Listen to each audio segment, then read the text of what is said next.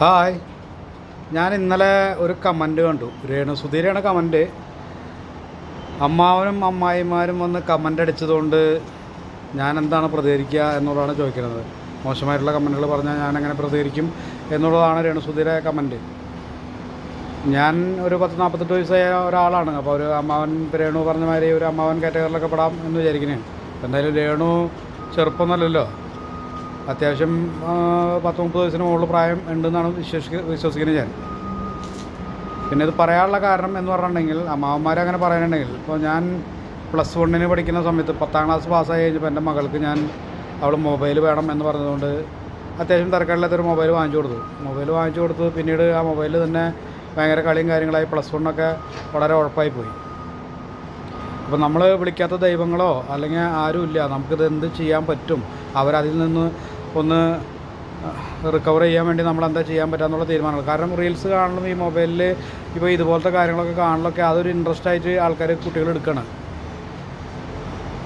അപ്പോൾ ഞാൻ വിളിക്കാത്ത ദൈവങ്ങളില്ല. അപ്പം നമ്മൾ എന്നാ പറയുക, അവരതിൽ നിന്ന് പിന്നെ കാലങ്ങൾ മാറി ഞാൻ അവരോട് തന്നെ ഓരോരോ കാര്യങ്ങൾ പറഞ്ഞ് അവസാനം ഞാൻ പറഞ്ഞു, അവരവർ നന്നാവണമെങ്കിൽ അവരവർ തന്നെ സ്വയം ചിന്തിക്കണം, എന്നാലും അവരവർക്ക് നന്നാവാൻ പറ്റുള്ളൂ. അല്ലാതെ ഒരാൾ പറഞ്ഞതുകൊണ്ട് ഒരാൾ നന്നാവാൻ പോകുന്നില്ല എന്നൊക്കെ പറഞ്ഞ കാര്യങ്ങൾ മനസ്സിലായി. ഇപ്പോൾ മൊബൈൽ അവളുടെ അമ്മയുടെ കയ്യിൽ അവൾ കൊടുത്തു, ഇനി ഞാൻ മൊബൈൽ ഉപയോഗിക്കില്ല എന്ന് പറഞ്ഞു. അപ്പോഴാണ് നമുക്കൊരു മനസ്സമാനമാവുന്നത്.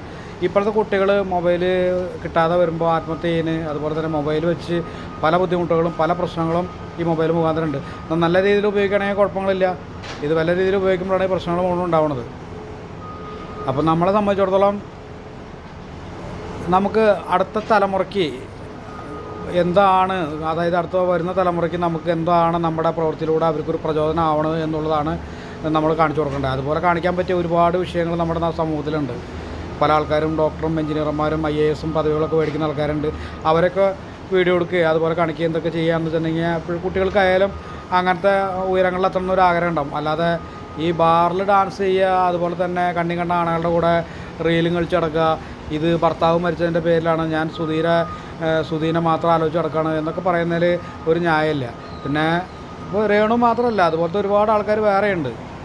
അപ്പോൾ അതൊന്നും ഒരു ന്യായമായിട്ടുള്ള കാര്യമായിട്ട് എനിക്ക് തോന്നുന്നില്ല. ജീവിക്കാനാണെങ്കിൽ പിന്നെ നിങ്ങൾക്ക് ഒരു കലാരംഗത്ത് ഒരു കഴിവുള്ള ഒരു പെണ്ണാണെന്ന് ഉണ്ടെങ്കിൽ അതിൻ്റേതായ രീതിയിലുള്ള ഒരു ബഹുമാനം കാര്യങ്ങളൊക്കെ നിങ്ങൾക്ക് കിട്ടുമായിരുന്നു. പിന്നെ നിങ്ങളെ സപ്പോർട്ട് ചെയ്യുന്ന ആൾക്കാർ അത് ഇതേ കാറ്റഗറിയിൽ പെട്ട ആൾക്കാർ തന്നെയാണ്.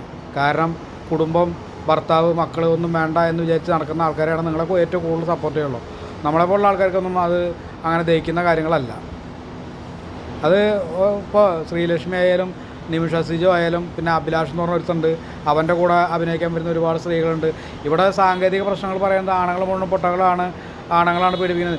നിങ്ങൾ പീഡിപ്പിക്കാനുള്ള സാഹചര്യങ്ങൾ ഉണ്ടാക്കി കൊടുത്തിട്ടല്ലേ പീഡിപ്പിക്കുന്നത്. എന്തിനാണ്, അല്ലാണ്ട് ആരാണ് കയറി പീഡിപ്പിക്കുന്നത്? ഇപ്പോൾ പ്രിയങ്ക പറഞ്ഞ മാതിരി ഫോൺ നമ്പർ ഒരു പെണ്ണിനെ വിളിച്ചു എന്നുണ്ടെങ്കിൽ അപ്പോൾ ഫോൺ നമ്പറും ആകാശത്ത് നിന്ന് പൊട്ടി വീണമെന്നല്ലോ, ഒരു പെണ്ണ് കൊടുത്തിട്ടല്ലേ എന്ന് പറഞ്ഞ മാതിരി തെറ്റുകൾ മുഴുവൻ, അതായത് 2 കാലമ മന്ദം വെച്ചിട്ട് ഒറ്റക്കാലം മന്ദ എന്ന് വിളിക്കുന്ന സ്വഭാവമാണ് ഇപ്പോൾ സ്ത്രീകൾ കാണിച്ചുകൊണ്ടിരിക്കുന്നത്. രേണുവിനെ ഒന്നും ഒരിക്കലും എനിക്ക് സപ്പോർട്ട് ചെയ്യാൻ പറ്റില്ല. സപ്പോർട്ട് ചെയ്യുന്ന വ്യക്തികളുണ്ടെങ്കിൽ സപ്പോർട്ട് ചെയ്തു, അതിനൊന്നും നമുക്കൊരു പരാതിയില്ല. പക്ഷേ സപ്പോർട്ട് ചെയ്യുമ്പോൾ നിങ്ങൾ പറയണം, ഈ രേണുസുധി മുഖാന്തരം അടുത്ത തലമുറയ്ക്ക് എന്ത് നേട്ടമാണ് ഉള്ളത് എന്നുകൂടി നിങ്ങൾ പറയാൻ പ്രാപ്തരാണ്. അപ്പോൾ ഓക്കെ.